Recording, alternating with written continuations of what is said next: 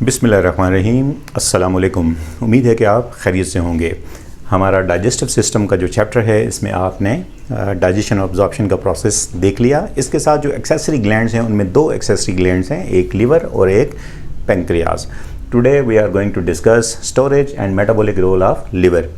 Liver का एक काम तो आपने पढ़ लिया कि ये बाइल के ज़रिए से ये अपनी सिक्रीशन डाइजेस्टिव सिस्टम में पोर करता है थ्रू बाइल डक्ट और एमल्सिफिकेशन इसका रोल है। लेकिन जब आप स्ट्रक्चर देखते हैं लिवर का तो लिवर कोई एक फंक्शन परफॉर्म नहीं कर रहा। There are more than 500 vital functions which are perform by the liver और that is why it is also called as centre of metabolism.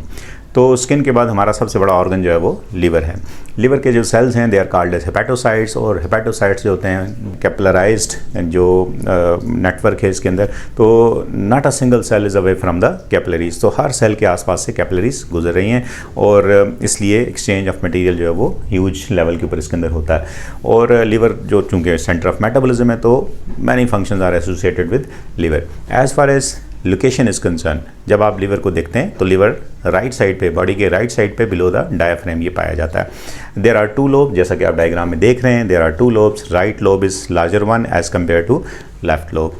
और ये जो लोब्स हैं इनके अंदर फर्दर लॉब्यूल्स हैं और लॉब्यूल्स के अंदर लार्ज नंबर ऑफ हेपेटोसाइट्स हैं और लॉब्यूल्स जो होते हैं they collect bile and this bile travel through bile duct into the duodenum.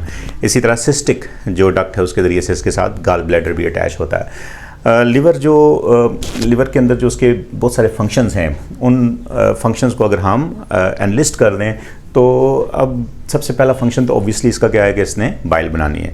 जो प्रोडक्शन ऑफ बाइल है उस बाइल की प्रोडक्शन जो है वो उसके लिए लिवर के जो सेल्स हैं they continuously pour their secretion to bile duct and bile duct carry them towards duodenum। जो बाइल की जो कंपोजिशन है वो आपने पढ़ ली है। इसमें जो कोलिक एसिड्स हैं ग्लाइकोकोलेट और taurocholate they are responsible for emulsification और एमल्सिफिकेशन के नतीजे में बड़े ड्रॉपलेट्स जो होते हैं वो लिपिड्स के जिनकी सरफेस टेंशन को रिड्यूस किया जाता है उनको छोटे ड्रॉपलेट्स की एमल्शन में कन्वर्ट कर दिया जाता है। That particular process is called as emulsification which provide more surface area for digestion of lipids. यानी लाइपेज एंजाइम जो होता है उसके लिए ज़्यादा आसानी हो जाती है कि वो जो बड़े ग्लोब्यूल्स हैं लिपिड्स उसके मुकाबले में वाटर के अंदर जो सॉल्युबल फॉर्म होती है इसकी इसमें छोटे मल्शंस की शक्ल में ये होते हैं उसके ऊपर ये हाइड्रोलाइटिक एंजाइम एक्ट करते हैं और एस्टर बॉन्ड को डाइजेस्ट करते हैं। अब लिवर के अंदर सिर्फ उसका रोल एमल्सिफिकेशन ही नहीं है बल्कि उसके साथ साथ इसके कुछ दूसरे रोल भी हैं। जैसे लिवर से जो बाइल आ रही है उसमें कुछ वेस्ट प्रोडक्ट्स भी हैं जो बॉडी से एक्सपेल्ड आउट करना होते हैं। तो दीज बाइल पिगमेंट्स और ये वेस्ट प्रोडक्ट्स जो होती हैं they are enter into the duodenum. Duodenum में पहुंचने के बाद जो यहाँ से आगे जो डाइजेशन एब्जॉर्प्शन होने के बाद जो फीसिस का कलर ब्राउन होता है तो उसकी एक रीज़न जो होती है उसके अंदर जो बाइल पिगमेंट्स हैं उनकी मौजूदगी होती है। फर्दर इसकी प्रोसेसिंग होती है, कुछ तो डाइजेस्टिव सिस्टम के ज़रिए से एक्सपेल्ड आउट हो जाते हैं और कुछ वहाँ से प्रोसेसिंग होने के बाद वापस ब्लड में जाते हैं। ये पिगमेंट्स में ब्लड में जब जाते हैं तो वहाँ से फिर किडनी इनको फिल्टर आउट करते हैं ब्लड में से। तो कुछ जो इसकी जो प्रोडक्ट्स हैं which are need to be expelled out from the body वो रिमूव करने हैं जो टॉक्सिन्स, या तो वो डाइजेस्टिव सिस्टम में फीसिस के ज़रिए से एक्सपेल्ड आउट हो जाएंगे या फिर वो एक्सपेल्ड आउट होंगे with the help of filtration of the kidney और अलॉन्ग विद यूरिन बॉडी से एक्सपेल्ड आउट हो जाएंगे। दूसरा इसका जो फंक्शन है लिवर का कि डाइजेस्टिव सिस्टम के अलावा ये ब्लड प्लाज्मा प्रोटीन्स जो होती हैं वो भी यहाँ पे बनती हैं। जैसे कि आप देखते हैं एल्ब्यूमिन्स हैं, सीरम एल्ब्यूमिन प्रोटीन हैं, ग्लोबुलिन्स हैं कुछ, और इसी तरह आप फाइब्रिनोजन प्रोटीन देखते हैं। ये सारी जो होती हैं लिवर के अंदर सिंथेसाइज होती हैं। तो liver produce these plasma proteins जिन्होंने ब्लड में ऑस्मोटिक प्रेशर को भी मेंटेन करना है और इसके अलावा ये कुछ ट्रांसपोर्टेशन में भी इन्वॉल्व होती हैं और फाइब्रिनोजन ऑब्वियसली ब्लड क्लॉटिंग के अंदर इसका रोल होता है। नंबर 3 आप देखते हैं कोलेस्ट्रॉल जो बायोसिंथेसिस है वो भी लिवर के अंदर होती है। हमारी बॉडी की रिक्वायरमेंट जो होती है कोलेस्ट्रॉल की उसमें से 60% of cholesterol is synthesize inside our body with the help of liver. Liver जो होता है वो उससे इसको सिंथेसाइज करता है। 40% हमें बाहर से चाहिए होता है in the form of food.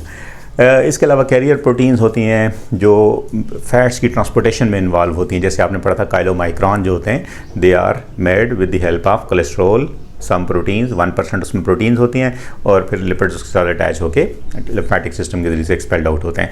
तो ये जो कोलेस्ट्रॉल और जो प्रोटीन्स हैं ट्रांसपोर्टेशन में इन्वॉल्व हैं, स्पेशल प्रोटीन्स हैं, they are also synthesised in liver. Number 4 आप देखते हैं कि लीवर जो होता है वो ग्लूकोज के मेटाबॉलिज्म और इंटर कन्वर्शन में भी इन्वॉल्व है। तो डाइजेस्टिव सिस्टम से हेपेटिक पोर्टल वेन के ज़रिए से जो फूड आ रही है, इस फूड के अंदर carbohydrates in the form of monosaccharides हैं, तो ये लीवर के अंदर जब पहुंचते हैं तो लीवर जो एक्स्ट्रा जो होते हैं, ज़रूरत से ज़्यादा जो होते हैं ब्लड में, यानी ब्लड के अंदर 80 to 120 मिलीग्राम पर 100 ml ग्लूकोज जो होता है, उससे अगर ज़्यादा होता है, हाइपरग्लाइसेमिक कंडीशन होती है, तो it will be absorbed and it will be converted into glycogen.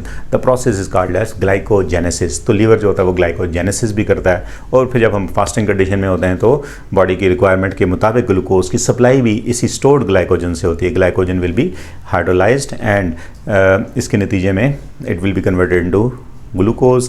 The process is called as glycogenolysis. तो ग्लाइकोजेनेसिस एंड ग्लाइकोजिनोलाइसिस लीवर के अंदर होते हैं। इसके अलावा समटाइम्स किसी दूसरी सोर्स से ग्लूकोज बना के, कार्बोहाइड्रेट बना के उसको बॉडी को सप्लाई किया जाना होता है, तो ग्लूकोनियोजेनेसिस का प्रोसेस जो होता है वो भी लिवर के अंदर होता है कि अदर देन कार्बोहाइड्रेट किसी दूसरी सोर्स से ग्लूकोज सिंथेसाइज करके बॉडी की रिक्वायरमेंट को पूरा किया जाए। तो जो कार्बोहाइड्रेट्स की रेगुलेशन है वो लीवर का फंक्शन है। Liver is involve in regulation of carbohydrate, specially glucose चूँकि रेस्पिरेटरी फ्यूल है हमारे लिए, फर्स्ट सोर्स ऑफ एनर्जी है, तो it need to be regulated, और लीवर जो होता है उसको रेगुलेशन में इन्वॉल्व होता है। नंबर 5 आप देखते हैं कि regulation of amino acids. Amino acids जो होते हैं, these are also regulated with the help of liver. Digestive system से जो डाइजेस्टेड अमाइनो एसिड्स हैं, ये हेपेटिक पोर्टल वेन के ज़रिए से सारे के सारे लिवर में पहुंचते हैं। लिवर इनमें से अमाइनो एसिड्स के इंटर कन्वर्शन में भी इन्वॉल्व है, इसकी स्टोरेज में भी इन्वॉल्व है, और बॉडी की प्रोटीन सिंथेसिस की रिक्वायरमेंट के मुताबिक इनकी ट्रांसपोर्टेशन में इनको आगे जो हेपेटिक वेन के ज़रिए से पूरी बॉडी को सप्लाई भी इसकी लिवर के ज़रिए से की जाती है। तो लिवर रेगुलेट करता है amount of amino acid in the blood, और इस से जो इसेंशियल अमाइनो एसिड्स का बनाना है और सोर्स ऑफ एनर्जी के तौर पे अगर यूज़ करना है, तो इसमें से अमाइनो ग्रुप रिमूव होगा, डीअमाइनेशन होगी, और अमाइनो ग्रुप रिमूव जो होगा वो टॉक्सिक हो सकता है, और जो बाकी पोर्शन है उसको हाइड्रोकार्बन पोर्शन जो होता है उसकी ऑक्सीडेशन की जाती है। इसी तरह आप देखते हैं कि जो प्रोसेसिंग ऑफ हीमोग्लोबिन है, हीमोग्लोबिन चूँकि रेड ब्लड सेल्स के अंदर होती है, और रेड ब्लड सेल्स की एज 120 डेज होती है, इससे ज़्यादा वो सर्वाइव नहीं करते, तो इसके बाद फिर उनकी जो हीमोग्लोबिन की ब्रेक डाउन होगी, तो हीमोग्लोबिन के अंदर 2 अल्फा और 2 बीटा चेन जो होती हैं, उनकी डिग्रेडेशन से बाइल पिगमेंट्स बनते हैं, और जो आयरन होता है वो लिवर के अंदर स्टोर हो जाता है। फॉर अगेन ये किस लिए स्टोर होता है, ताकि दोबारा रेड ब्लड सेल्स की सिंथेसिस के लिए आयरन को यूज़ किया जा सके। तो कलेजी या लीवर के अंदर आयरन भी स्टोर होता है, और जो बाइल पिगमेंट्स होते हैं, बिलीरुबिन वगैरह, they need to be expelled out from the body. और इसी तरह जो आप देखते हैं कि आपने पढ़ा कि अमाइनो एसिड का जब मेटाबॉलिज्म होगा या नाइट्रोजन कंटेनिंग जो सब्सटेंसेस का मेटाबॉलिज्म होगा, तो डीअमाइनेशन से उसमें से अमाइनो ग्रुप निकलेगा। तो amino group is toxic 1। This toxic amino group या अमोनिया जो होता है need to be expelled out from the body. अब हम चूँकि एक्वेटिक ऑर्गेनिज्म नहीं है, हमारे पास इतना ज़्यादा पानी अवेलेबल नहीं है कि हम अमोनिया को डायरेक्टली डिफ्यूज़ आउट कर सकें, तो हमारा लीवर जो होता है वो डिटॉक्सिफिकेशन करता है। वो कैसे? लीवर कन्वर्ट करता है अमोनिया को कार्बन डाइऑक्साइड के साथ मिला के यूरिया के अंदर।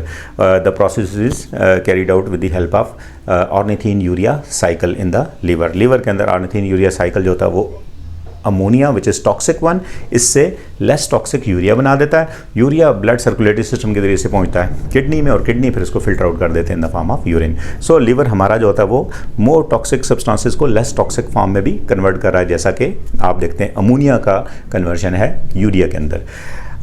इस प्रोसेस को डिटॉक्सिफिकेशन कहते हैं। और इसके अलावा भी बहुत सारे डिटॉक्सिफिकेशन की एग्जांपल्स हैं। हम जो ड्रग्स लेते हैं या और इस तरह की जो मेडिसिन वगैरह यूज़ करते हैं, इनको जो टॉलरेबल फॉर्म में और ऐसी फॉर्म में कन्वर्ट करना कि लेस टॉक्सिक हो और उसको बॉडी से एक्सपेल्ड आउट करना भी लिवर का काम है। जो आपने पढ़ा था कि सेल के अंदर स्मूथ एंडोप्लाज्मिक रेटिकुलम जो होता है वो डिटॉक्सिफिकेशन करता है। तो लिवर के अंदर जो हेपेटोसाइट्स हैं उनके smooth endoplasmic reticulums are well developed and they have these enzymes which are responsible for detoxification of harmful substances into least harmful form.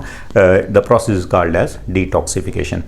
इसी तरह आप देखते हैं कि जो ब्लड के अंदर जो क्लॉटिंग का जो प्रोसेस है उसको भी लीवर का रोल होता है। क्लॉटिंग जो प्रोटीन्स हैं ये भी बनाते हैं, जैसे फाइब्रिनोजन जो होती है, प्रोथ्रम्बिन जो होती है जो कैटलिस्ट के तौर पे काम करती है, और फाइब्रिन में कन्वर्ट होती है और ब्लड क्लॉट हो जाता है। तो इसमें भी लीवर का बड़ा इंपॉर्टेंट रोल होता है ब्लड क्लॉटिंग के अंदर। आप देखते हैं कि इम्यून फैक्टर्स जो होते हैं वो भी लीवर सिंथेसाइज करता है, और बैक्टीरियल वगैरह इन्फेक्शन के ख़िलाफ़ भी लीवर जो होता है उसका बड़ा इंपॉर्टेंट रोल होता है। तो लीवर जो होता है इम्यूनिटी में भी इंपॉर्टेंट रोल प्ले करता है। और इसके अलावा जो रेड ब्लड सेल की जब डिग्रेडेशन होगी और हीमोग्लोबिन की डिग्रेडेशन होगी तो जो बाइल पिगमेंट्स बनेंगे जैसे बिलीरुबिन, तो it must be expelled out from body, और ये बॉडी से एक्सपेल्ड आउट होगा किसके ज़रिए से? ब्लड के ज़रिए से और किडनी के ज़रिए से। लेकिन अगर लिवर के अंदर कोई प्रॉब्लम है हेपेटाइटिस की सूरत में या लिवर इन्फ्लेमेशन की सूरत में, तो उसमें बाइल पिगमेंट्स बॉडी से एक्सपेल्ड आउट नहीं हो सकते, they remain in the blood. इनकी वजह से जो येल्विशनेस हो जाती है आइज़ की, स्किन की, that particular symptom is called as jaundice. So jaundice is basically accumulation of these bile pigments, especially bilirubin. These are the important functions of the liver. Liver जो होता है वो किडनी के साथ मिलकर सब्सटेंसेस को रिमूव भी करता है, और इसके अलावा जो आपने ये सारे फंक्शंस पढ़े, ये सारे फंक्शन भी परफॉर्म करता है। फिर ब्लड जो लीवर जो होता है वो हमारा ये थर्मो रेगुलेशन में भी इसका बड़ा इंपॉर्टेंट रोल होता है कि इसके अंदर जो जैसे हमें सर्दी लगती है तो हीट प्रोडक्शन, थर्मियोजेनेसिस जो है वो भी one of the important function of the liver है कि इट प्रोड्यूसेस हीट। यानी जो लिवर सेल्स के अंदर, हेपेटोसाइट्स के अंदर बहुत बड़ी तादाद के अंदर जो माइटोकॉन्ड्रिया होते हैं, these mitochondria instead of farming ATP they start releasing energy, जो हीट की शक्ल में खारिज करना शुरू कर देते हैं। अब ब्लड जब गुजरता है लीवर में से तो वो गर्म होकर गुजरता है और उसका टेम्परेचर बढ़ जाता है और ये वार्म ब्लड पूरी बॉडी को सप्लाई होता है। इसको आप कहते हैं नॉन शिवरिंग थर्मियोजेनेसिस, जो लीवर के सेल्स के अंदर हो रही है with the help of these mitochondria which are present in large number in the liver. इसी तरह जैसे आप मसल एक्टिविटी करते हैं तो उससे हीट प्रोड्यूस होती है, तो इसी तरह लीवर जो होता है वो भी नॉन शिवरिंग थर्मियोजेनेसिस करता है, मसल जो होते हैं वो शिवरिंग थर्मियोजेनेसिस करते हैं। तो one of the function of the liver is heat production. तो इस तरह के 500 डिफरेंट फंक्शन जो होते हैं वो लिवर जो होता है वो परफॉर्म कर रहा होता है। That is why it is called as centre of metabolism. ठीक है जी। तो नेक्स्ट इंशाल्लाह हम डिस्कस करेंगे pancreas. Thank you so much and have a nice day.